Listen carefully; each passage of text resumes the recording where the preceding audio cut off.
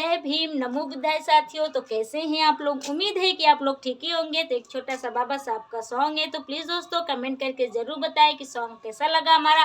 अगर हमारे चैनल पे आप लोग नए हैं तो चैनल को सब्सक्राइब करके बेल आइकन दबाना ना भूलिएगा, ताकि कोई भी ब्लॉग कोई भी वीडियो डाले तो सबसे पहले आप लोग के पास पहुँचे। तो प्लीज़ दोस्तों प्यारा सा कमेंट ज़रूर कीजिएगा। सॉन्ग है, अरे भक्त रविदास रहे भैया की संत में बहुत ही महान। भक्त रविदास रहे भैया की संत में बहुत ही महान। कैले रहे गंगा माई के भगती की जानता रे सकल जहान। कैले रहे गंगा माई के भगती की जानता रे सकल जहान। भक्त रविदास रहे भैया की संत में संत महान।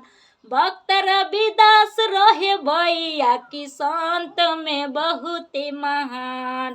कैले रहे गंगा माई के भगती की जानता रे सकल जहान। कैले रहे गंगा माई के भगती की जानता रे सकल जहान। संत रविदास रहे मनवा के चंगा, उनका कठौती में अली माई गंगा। संत रविदास रहे मनवा के चंगा, उनका कठौती में अली माई गंगा।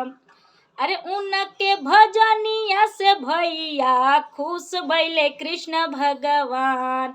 उनका भजनिया से भैया खुश भइले कृष्ण भगवान।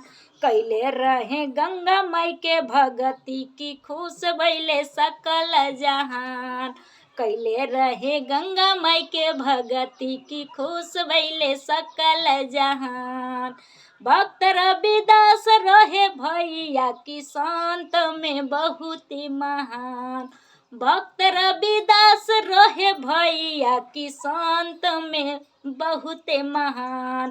कैले रहे गंगा माई के भगती की जानता रे सकल जहान।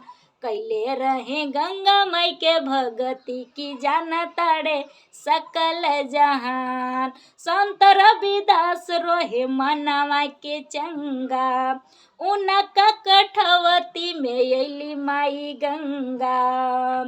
संत रविदास रहे मनवा के चंगा, उनका कठवती में अली माई गंगा। उनके भजनिया से भैया खुश भइले कृष्ण भगवान। उनका भजनिया से भैया खुश भइले कृष्ण भगवान।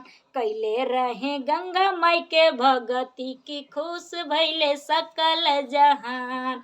कैले रहे गंगा माई के भगती की खुश भइले सकल जहान। जय भीम, नमो बुद्धाय साथियों।